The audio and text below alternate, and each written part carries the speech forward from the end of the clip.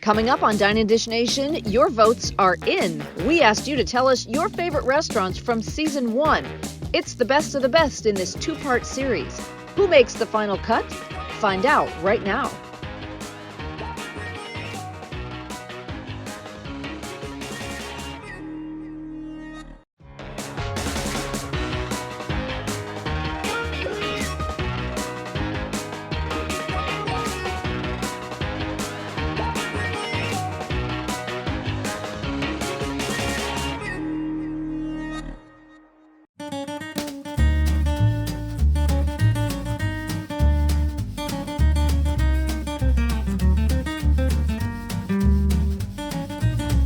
Hi, I'm Kam Carman. Season 1 of Dine and Dish Nation has wrapped up, and we have featured some pretty incredible restaurants.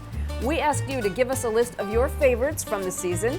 You voted, and the results are in. First up on this very special episode, Grey Ghost. Meat-centric in Midtown has never tasted better.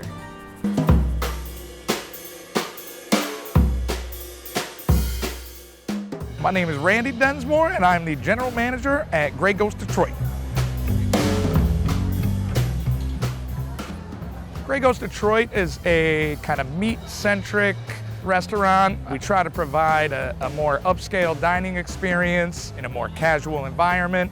We'd like to do a lot of playful things with some classics. We've got our fried bologna dish.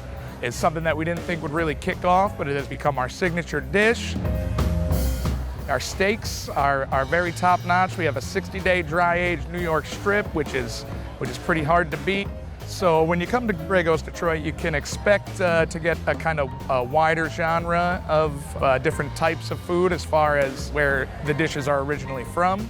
I'd say they like to play around with a lot of Asian flair, sometimes a little Latin flair, but with an American twist. A lot of American-driven dishes that are plays on unique old-school favorites.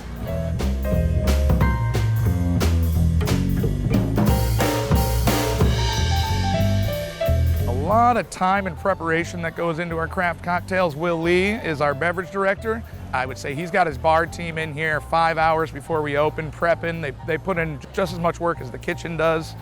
A lot of time and love goes into each cocktail. If you come here, we're gonna give you what you want, we're gonna give you what you asked for, and we're gonna do it with a smile.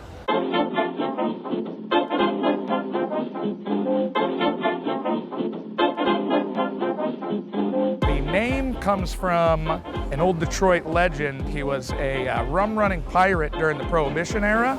He wore a gray trench coat and a gray fedora and captained a gray boat with gray sails. And as the legend goes, a deal had gone sour with Al Capone via the Purple Gang. He was gunned down in the streets. They were never able to identify him as a person that ever existed. So he went down in history as the Grey Ghost. And they say every day at 8 o'clock, you can maybe see him strolling through the dining room.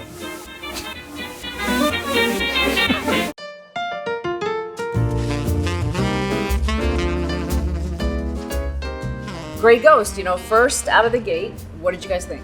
Incredible. First of all, the service was unbelievable. They're fantastic there.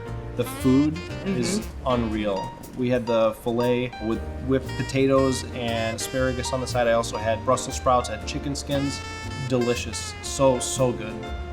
The thing about Grey Ghost is that they try to push the envelope. They come up with new things, and it's sometimes things people wouldn't even think would go well together, and they do. So, Marcel, what did you have? I too had the filet with asparagus. For appetizers, the fried bologna. Oh yeah, that was another thing that is so interesting to me. How was it? It was delicious. And I also had cheesecake fritters for dessert. Incredible, right? Yes. The cinnamon sugar on top. And when they put the plate down in front of me, they magically disappeared.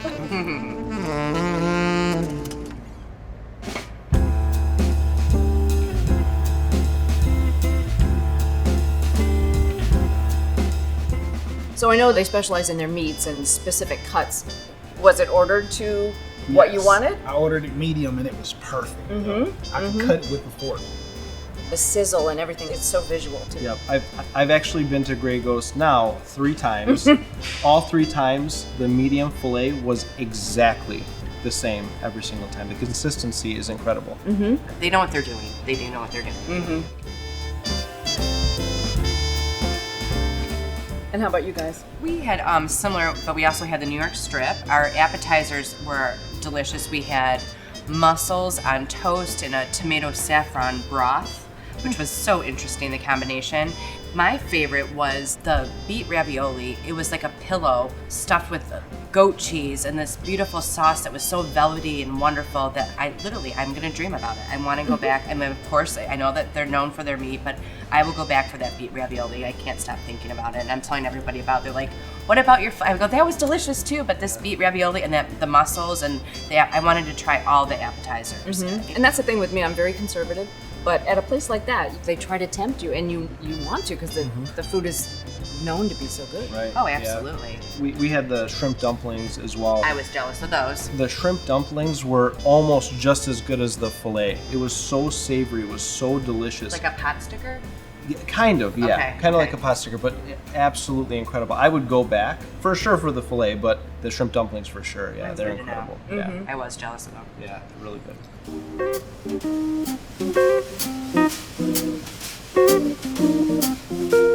So did anybody have cocktails or drinks? I may have had 1 or 2 myself. And one of the cocktails I had was green in color, and it was served in this beautiful glass, and it was made with elderflower liqueur, vodka, and then mint, and then they like garnished it with mint, but it was green in color and just so appealing. It looked like it was almost like you went to go get a tropical smoothie, but it was actually a cocktail, so I felt like there was health benefits to it as well, so of course I had to try that.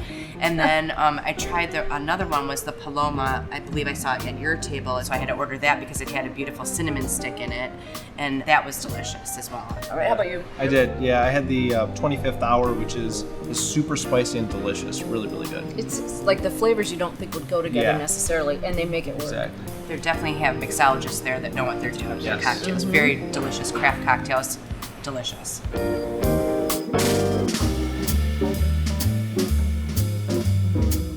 So the ambiance there, it's like gourmet, but it's rustic at the same time. Yeah. Not really frilly and fancy, but it didn't need to be. I didn't.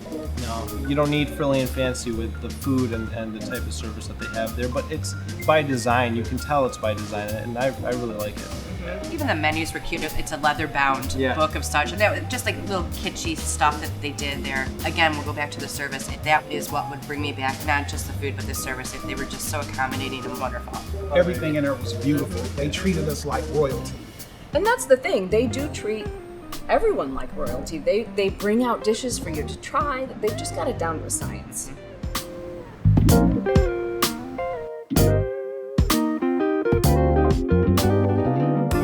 So you guys would all say you'd be back, and you have Thumbs been up. back here. Yeah, Thumbs up for Absolutely. sure. Absolutely. I'm Yeah. excited to go back.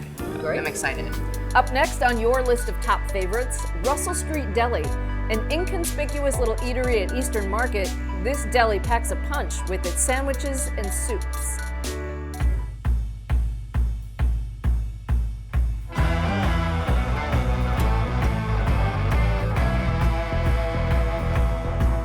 If you've never been to Eastern Market in Detroit, you've been missing out on some of the finest food, art, and culture the city has to offer. It's one of the oldest and largest open-air markets in the entire country. And right in the thick of it all stands a mainstay known for its hearty local fare and customer loyalty.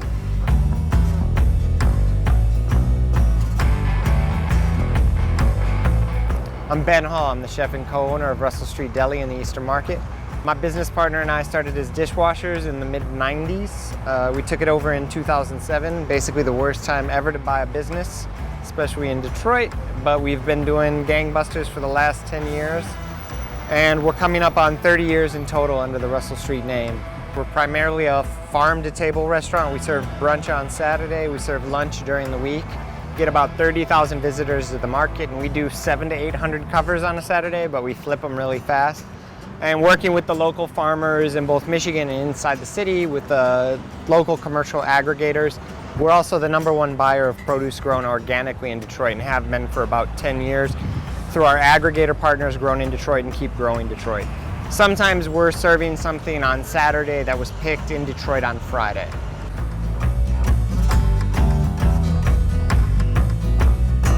Russell Street Deli, we focus on slow cooked meats, which we can make in advance and then put together for you deliciously.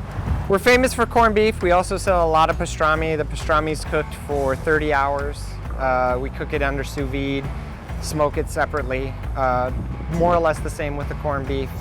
We also have a number of vegetarian and vegan items, including all of our vegan soups, which is our biggest growing market and also the thing that we're probably actually most notable for, because there's not a lot of places you can go that serve corned beef and vegan soups or vegan options. We've been focused for such a long time on keeping things super consistent. So we have a lot of customers who started coming here as kids or who came here before they were married. Now they come here with their families. And what we look at is we try to, first of all, source the best product that we can. And then we try to do almost as little as possible to make sure that it becomes food that's edible. But as long as you're doing that coupled with good service, I think that's the thing that makes us competitive in the long term.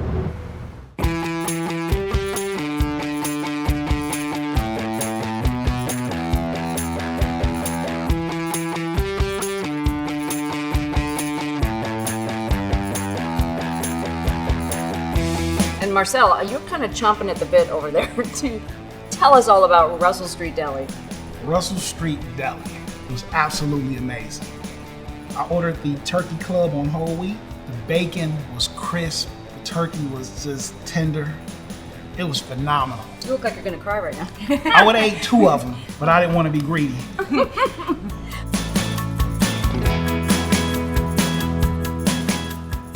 As you can see, I'm not a little guy, and I make sandwiches at home a lot. That sandwich, out of 1 to 10, I give it an 11. It was phenomenal. Prize winner? Yes, absolutely. All right, so what did you have, Pierre? I had the grilled pastrami sandwich, which was so good. I don't know what they do when they grill it, but it's perfect the way it's grilled.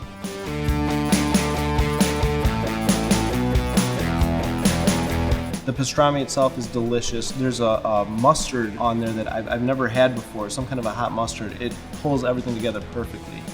The gazpacho was obviously a cold tomato-based gazpacho. It was super light and refreshing, and that with the avocado was perfect on a hot day.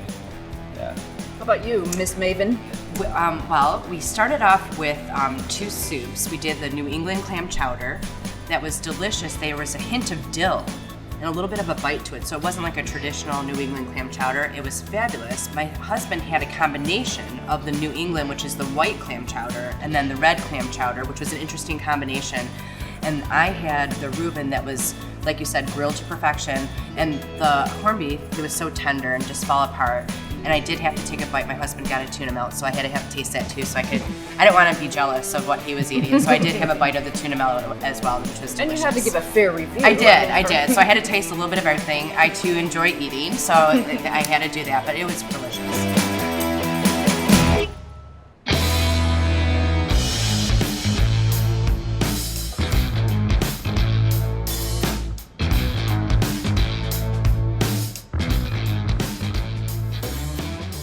Well, Eastern Market is really known for all of its fresh produce, and there are just tons and tons of places in there. You could pick almost anything. And I know a lot of the restaurants in the area locally source, and they get their things from the actual vendors and the farmers there. So I think it's really important that they use the freshest ingredients, and you can really tell the difference. Well, I think I heard something about the vegetables they use were locally grown and sourced. The lettuce was crisp, like they just pulled it off the plant. Tomatoes were juicy. It was delicious.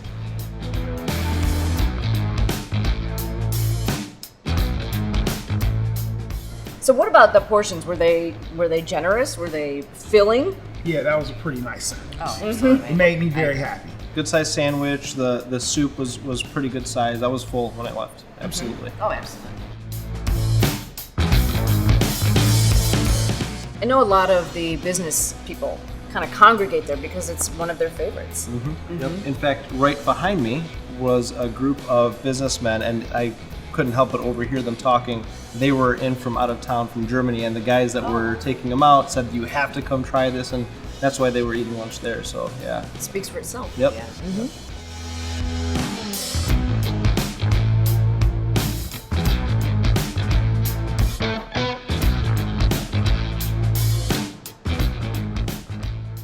It's a smaller venue, and I felt like the service was like they were just on top of it because it's so busy.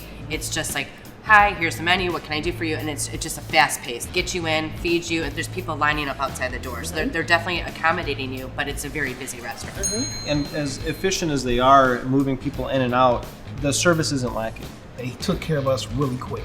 And then I guess that's what they pride themselves on. Is it's a deli. It's not Absolutely. a sit down, elegant dinner, but this is what you come for. This is why you're there, because you want to experience that kind of food.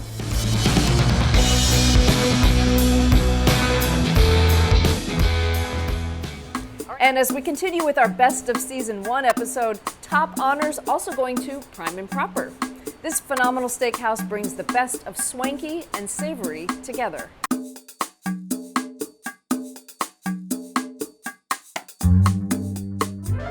My name is Jeremy Sassoon, and I am the Chief Experience Officer here at Prime Proper. At Prime Proper, everything has to be proper, so managing prime beef in a very proper way was really kind of the vision on why we've taken beef so serious here. And so it started back to where is our product coming from, and then wanting to control for, I think, the reasons of really us knowing how our product is served to our guests. So downstairs we have, I think, the Midwest's largest kind of non-wholesaling dry aging facility, and it's intended to give us the opportunity to have flexibility and creativity and consistency in serving the best beef, hopefully, in the world. Favorite fish for me is the Dover sole. I think it's definitely one of our most enjoyable experiences. It's presented tableside, and it's broken down right next to you, so you kind of get a little more attention with your dining opportunity. Our goal is to find out why you're here. I think that intrinsically is probably the biggest differentiator. You can find great cuts of meat everywhere. You can find good to great service in many places. But I think all of those small details of what makes your true decision to dine at a place is our passion to find out. So lots of different culinary pushes and seasonal pushes and local pushes to kind of bring and celebrate great steaks, but more or less celebrate great hospitality and the time you get to spend with others, and we don't take that for granted.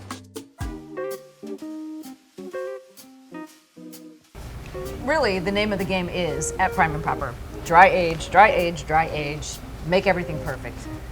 Right, and you'll see that if you take the tour. From where we were sitting, where the stairs go up, behind that there's stairs that go down. You come around the corner and then you see this glass and all the different types of meats, the lamb, the duck, the steak. They have people who cure steaks, who make steaks for a living, and this guy's like third generation. Wow. I mean, you don't get these kind of people just anywhere. No, not every day. So he knows what he's doing. Yeah, and so it's, really an education, and you see the quality that they have in the meats down there. Mm-hmm. There are so many dishes to try at Prime Proper, and there's so much to choose from. What did you guys have at Prime Proper? I got the Wagyu, and the Dover sole. Figured if I was there, you had to go all out. What was it like? Amazing. So you think, am I being ridiculous ordering a $160 steak? Is there any difference? And then you take a bite and two of the waiters laughed because we were like, oh my God, this is amazing. You melted in your own Yes. chair. Yes, it was so good. Mm-hmm. What did you have? I tried the Kansas City strip. Oh, okay. Yeah. I really wanted to try one of the dry aged, and it said that all of the steaks on this list were dry aged for a minimum of 18 days. Mm-hmm. And it was amazing. I had it with hash browns and it was an egg on top of it, sunny side up. Really? Yep. Steak with hash browns and egg. How was it cooked? I had mine cooked medium. Mm-hmm. Yep, and it melted in my mouth like butter. And it was salted to perfection. So this is the first time I've been to a steakhouse where the steak was already cut when it came out. All right. Yeah, I thought that was nice. Yeah, but the presentation was great. And Chris, what did you have at Prime Proper? Well, it's a steakhouse, so I figured I'm going to go steak. So my wife got the filet, and I got the New York strip. And then we got asparagus. I'm not a huge fan, but my wife loves it, and she wouldn't stop talking about the asparagus. And I mean, the knives cut through it like it was butter. The taste was fantastic, as was mentioned, the salting process, because we went down and we toured and we saw these big blocks of salt that they used to cure everything. Right. And I was so impressed, I figured I got to get steak, and it was a fantastic choice. So they have a huge menu of not only chops and really select cuts of meat, but a lot of raw food, oysters, things like that really could please anybody. Yeah. I got the dozen East Coast oysters. They have 4 different options, but East Coast are my favorite. Nothing too special, nothing unusual. It was just fresh and delicious and classic. Like right off the boat, right? Yeah. Coming right from the East Coast, right? Let's talk about dessert. Did anybody have dessert? Yes. Well, pave is it's Portuguese, Spanish for pie, and I know a little Portuguese, so I was excited I knew it, and I'm like, oh, we're gonna get pave. The fork sank through it and you pulled it up, and then when you put it in your mouth, it just kind of tastes like spread everywhere. Yum. It's like it coated all your taste buds. It was such a good choice. I would go back just for that. I mean, the steak did the same thing. Everything really did that. When it hit your taste buds, it just spread. Even we got the Caesar salad.